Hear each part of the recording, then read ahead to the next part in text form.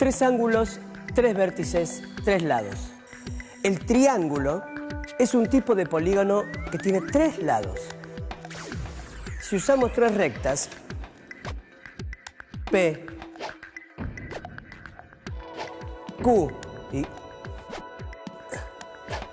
R, que no son paralelas, logramos un triángulo.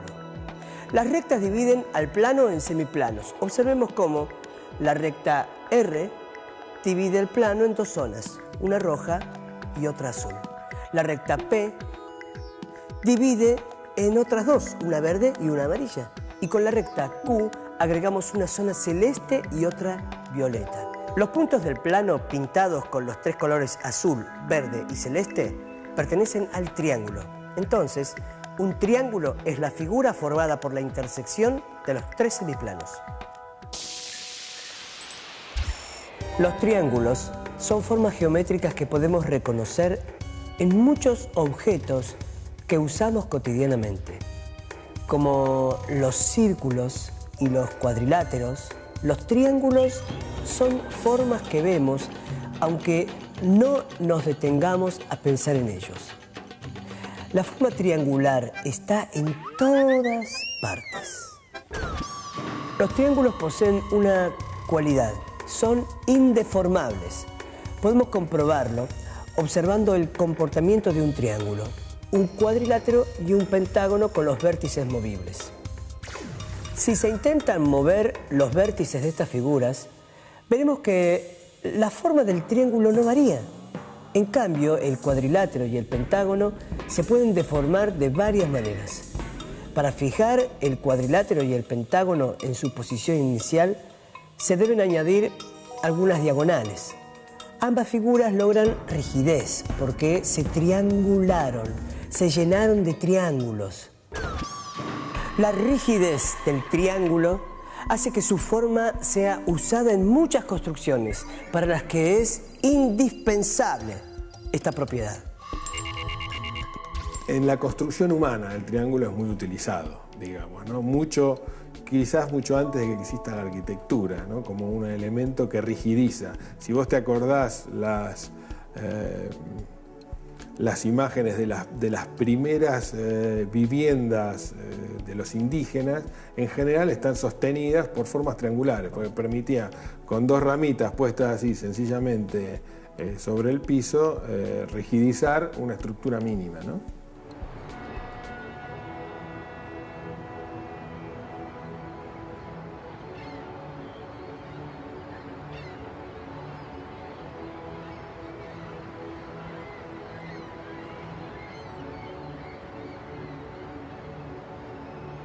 Además, el triángulo tiene la particularidad de ser una figura indeformable, es decir, contrariamente a lo que son los cuadriláteros o otras figuras de más lados, el triángulo no se deforma. Uno puede tirar de cualquiera de sus puntas y no se va a deformar, aún suponiendo que cada punta está articulada, que no es una relación de rigidez.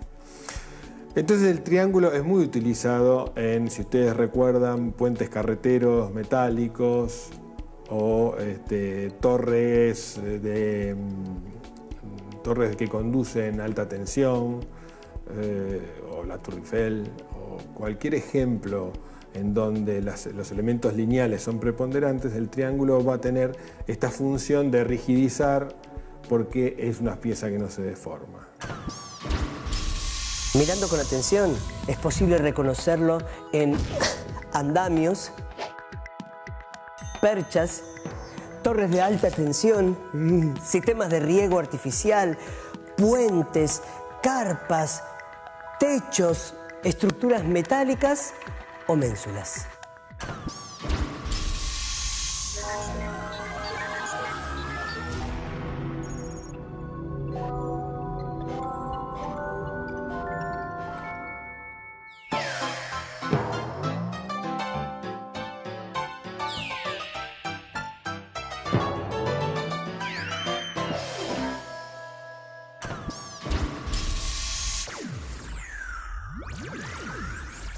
¿Es posible con tres segmentos construir siempre un triángulo?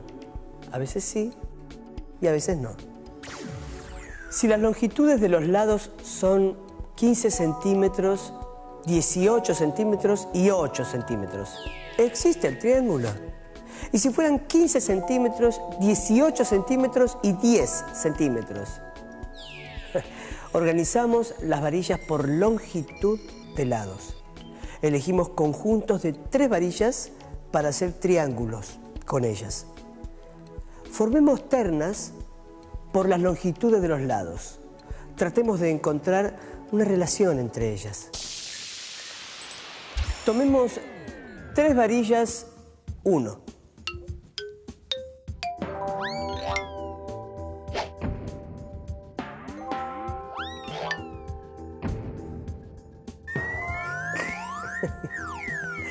Cuya longitud represente la unidad, es decir, que sean iguales. Tenemos entonces la terna de 3 varillas 1, 1, 1, con la cual se puede construir un triángulo con lados iguales. Ahora lo intentamos con las varillas 1, 1 y 2. No podemos. No hay un triángulo cuyos lados midan 1, 1 y 2. Con las varillas 1, 2, 2, se forma un triángulo con 2 lados iguales. Con las varillas 1, 1 y 3, no se forma un triángulo. La terna 2, 2, 2 sirve, pero no sirven las ternas 1, 1, 4, ni 1, 2, 3. Con las varillas 2, 3 y 4 aparece un triángulo con los 3 lados diferentes. Con las varillas 3, 4 y 5 se forma un triángulo con los 3 lados diferentes y una particularidad: un ángulo de 90 grados. Un triángulo existe si y solo si cada uno de sus lados es menor que la suma de los otros 2 y mayor que su diferencia.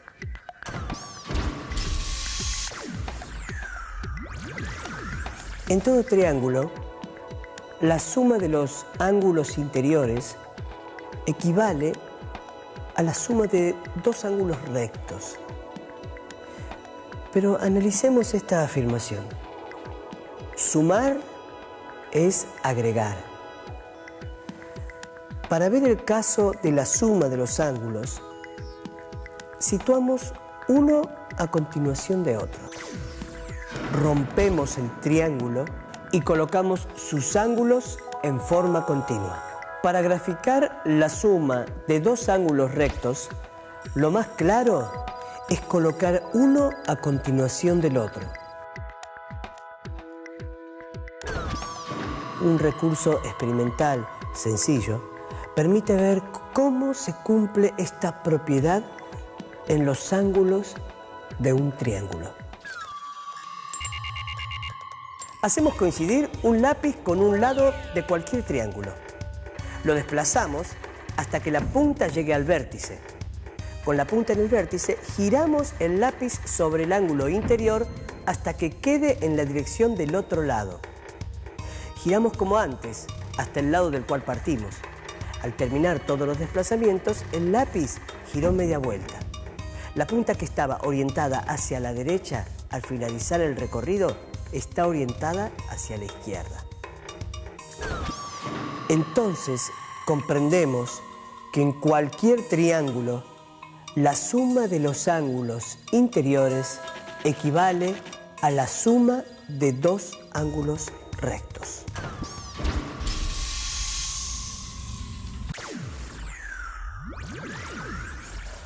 Podemos clasificar triángulos tomando en cuenta sus lados. Un triángulo equilátero posee 3 lados de la misma longitud y los ángulos de sus vértices miden 60 grados.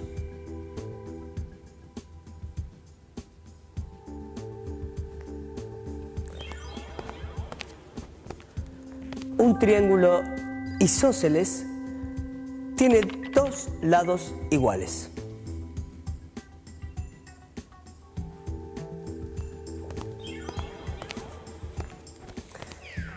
Y un triángulo escaleno tiene todos sus lados y todos sus ángulos distintos. Pero los triángulos también se clasifican según las medidas de sus ángulos. Por la medida de sus ángulos se pueden identificar los siguientes triángulos. Un triángulo rectángulo tiene un ángulo recto. A los dos lados que forman un ángulo recto se los llama catetos y al lado restante hipotenusa.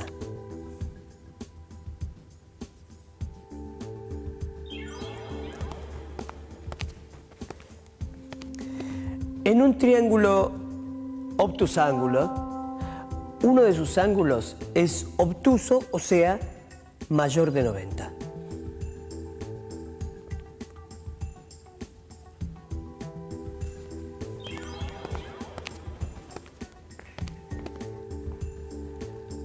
Un triángulo acutángulo es aquel cuyos tres ángulos son agudos. En particular, el triángulo equilátero es un ejemplo de triángulo acutángulo. Y un triángulo oblicuángulo es el que no tiene ningún ángulo interior recto.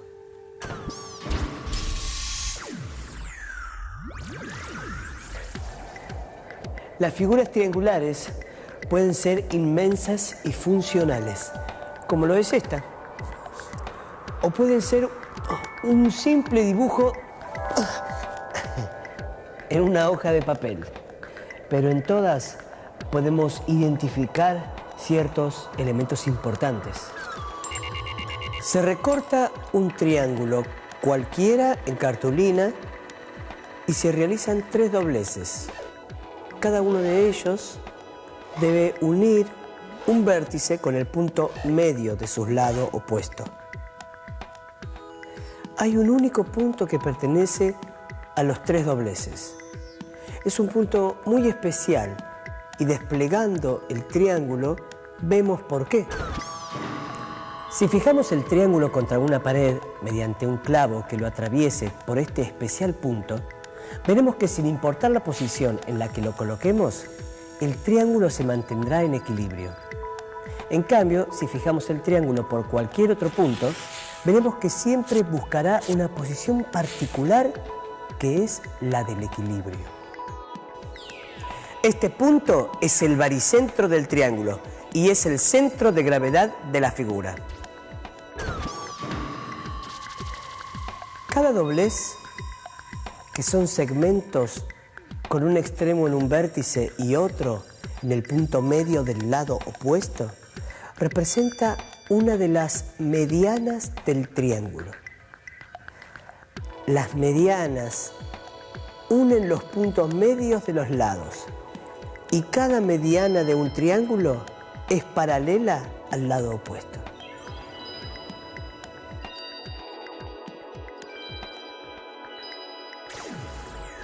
En un triángulo escaleno-acutángulo, es decir, con los tres lados distintos y tres ángulos agudos, se hacen tres dobleces. Cada uno debe unir perpendicularmente un vértice con su lado opuesto. Aparece un único punto común a los tres dobleces. Es un punto interior al triángulo. Con un triángulo rectángulo no lo logramos. Solo se puede doblar desde el lado opuesto al ángulo recto. Los demás dobleces coinciden con los lados de dicho ángulo. Si el triángulo es obtusángulo, otra vez se puede hacer un solo doblez, el que corresponde al lado que enfrenta al ángulo obtuso. El punto común es en este caso exterior al triángulo y se llama ortocentro. Todo triángulo tiene tres alturas. Los dobleces representan las alturas del triángulo.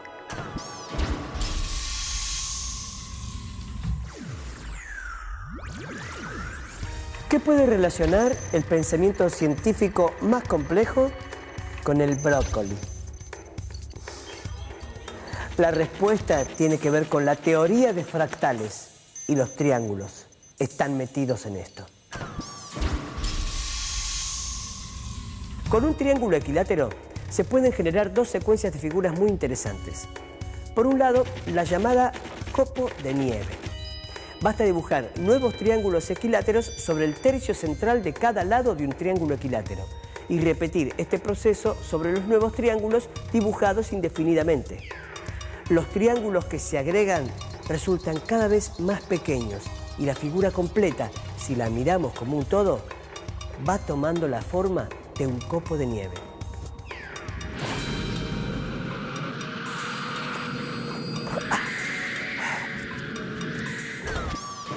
También se puede armar el anticopo de nieve, haciendo lo mismo que antes, pero poniendo hacia adentro las puntas de los triángulos. Esta construcción indefinida da idea de lo que hoy los matemáticos llaman fractales. Para decirlo de un modo simple, los fractales se obtienen de la repetición infinita de un proceso geométrico especificado. Pero mejor escuchemos a un especialista. En el campo de la naturaleza, es decir, prácticamente todo es fractal. Desde el brócoli o desde la hojita del árbol hasta, las montañas. Es decir, las montañas también son fractales.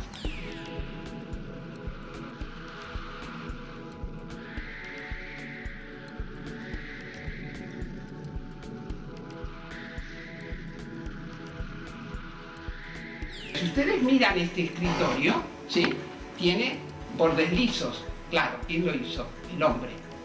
¿Sí? Es decir, ustedes miran cualquier objeto fabricado por el hombre y tiene todos bordes lisos. Ahora, miro por la ventana, veo los árboles de mi jardín, miro las hojas, ninguna hoja tiene borde liso, ¿sí? Miro las nubes, ninguna nube tiene borde liso. Y además, es decir, veo que hay autosemejanza. Miro las hojas de los árboles, veo como las hojas están puestas en cada rama, como cada ramita está puesta en el tronco, y veo que las cosas se repiten, o sea, en distintas escalas son autosemejantes y no tienen bordes lisos.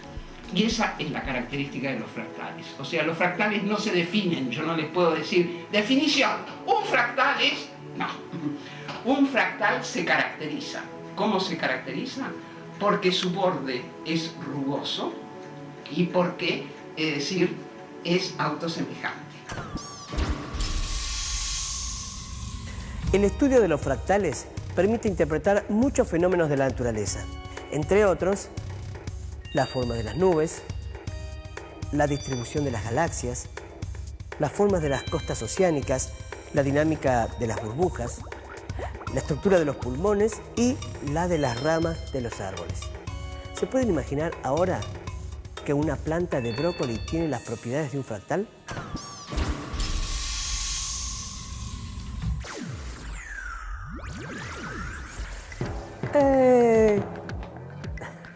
El 1 es por convención un número triangular.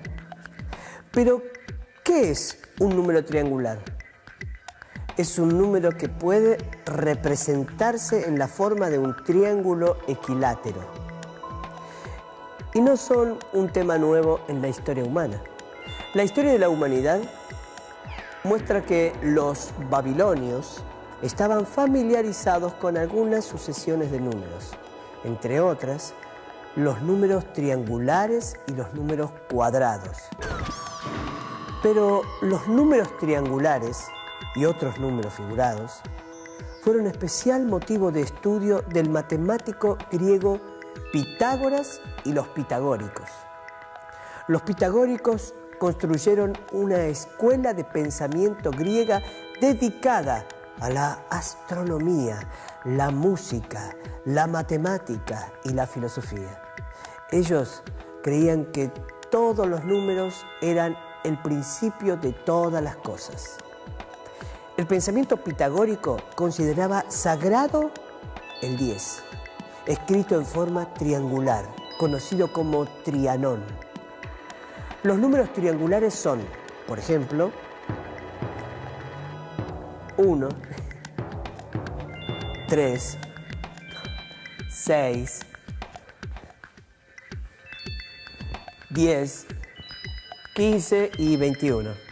También existen números cuadrados, que son el producto de la multiplicación de dos números iguales, como 2 por 2, 3 por 3 o 4 por 4. Lo curioso es que algunos números cuadrados también pueden representarse en forma triangular. Un matemático italiano del siglo XVI llamado Nicola Fontana Tartaglia distribuyó los números con un orden triangular. En el esquema se observa que a partir de 1, cada uno de los números de las filas es la suma de los dos números de la fila exactamente anterior, más cercanos a cada uno de ellos. Por esto es muy fácil crear otro renglón más y otro y otro. Pero el esquema no es una curiosidad más de la matemática. Esta disposición de números es una herramienta para el estudio de algunas ramas de la matemática, como la estadística, el álgebra o el análisis.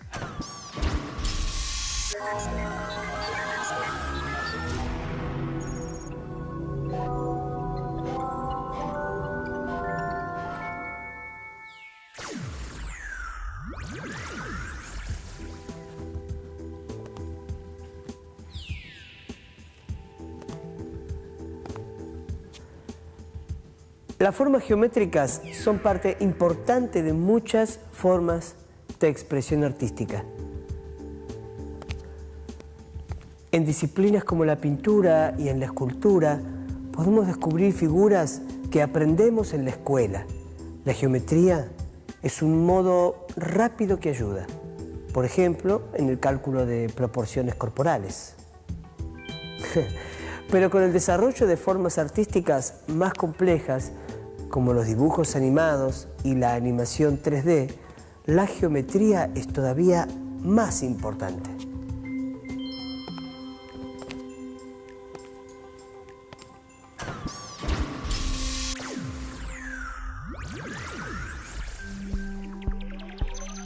Nos acercamos a los triángulos y vimos que son una de las formas predominantes a nuestro alrededor. Nos detuvimos en su propiedad triangular, es decir, la condición que deben cumplir sus lados. Vimos que una consecuencia de su característica de rigidez es la de asegurar la unicidad de su existencia y que por eso es una figura muy importante en áreas como la arquitectura o la ingeniería. Nos ocupamos de su clasificación según sus ángulos, en rectángulos, obtusángulos o acutángulos, y según sus lados en isósceles o escalenos. Exploramos la propiedad de sus ángulos interiores que suman dos rectos. También vimos las características de algunos de sus puntos notables, como el ortocentro y el baricentro. Y más allá de la geometría, nos asomamos a algunas regularidades numéricas que se vinculan con los triángulos. Por ejemplo, la exploración de un modelo fractal que tiene como base un triángulo equilátero nos permitió pasar de una creación de la geometría a descubrir su estructura en modelos de la naturaleza tan diversos como un copo de nieve o el brócoli. Podemos seguir aprendiendo mucho más sobre formas geométricas.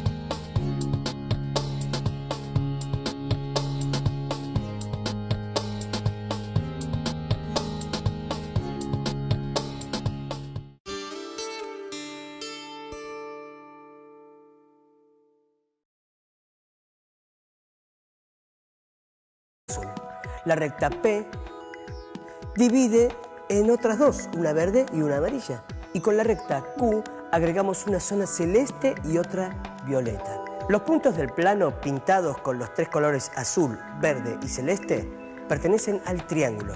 Entonces, un triángulo es la figura formada por la intersección de los tres semiplanos. Los triángulos son formas geométricas que podemos reconocer en muchos objetos que usamos cotidianamente, como los círculos y los cuadriláteros. Los triángulos son formas que vemos, aunque no nos detengamos a pensar en ellos. La forma triangular está en todas partes. Los triángulos poseen una cualidad. Son figuras de más lados, el triángulo no se deforma. Uno puede tirar de cualquiera de sus puntas y no se va a deformar. Aún suponiendo que cada punta está articulada, que no es una relación de rigidez. Entonces el triángulo es muy utilizado en, si ustedes recuerdan, puentes carreteros metálicos o torres que conducen a alta tensión, o la Tour Eiffel, o cualquier ejemplo en donde los elementos lineales son preponderantes. El triángulo va a tener esta función de rigidizar porque es una pieza que no se deforma. Mirando con atención, es posible reconocerlo en andamios, perchas, torres de alta tensión, sistemas de riego artificial.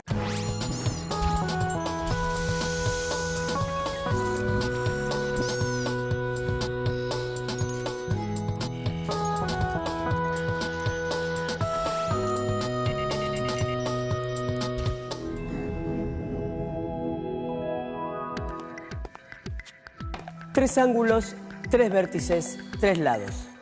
El triángulo es un tipo de polígono que tiene tres lados. Si usamos tres rectas, P, Q y R, que no son paralelas, logramos un triángulo. Las rectas dividen al plano en semiplanos. Observemos cómo la recta R divide el plano en dos zonas, una roja y otra azul. Indeformables.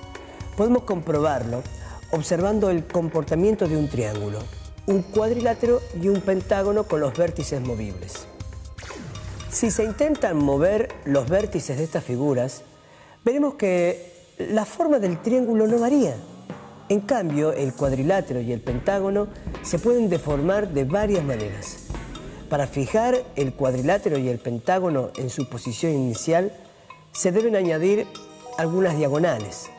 Ambas figuras logran rigidez porque se triangularon, se llenaron de triángulos.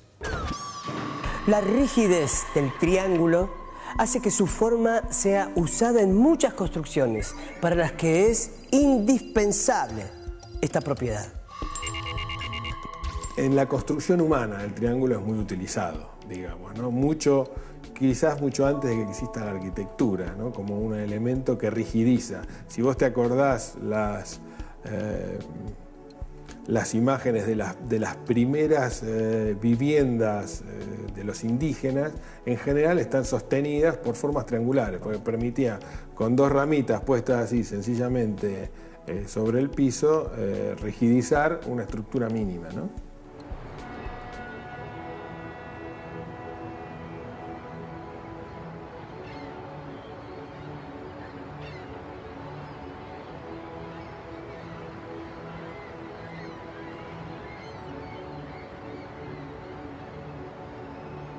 Además, el triángulo tiene la particularidad de ser una figura indeformable, es decir, contrariamente a lo que son los cuadriláteros o otras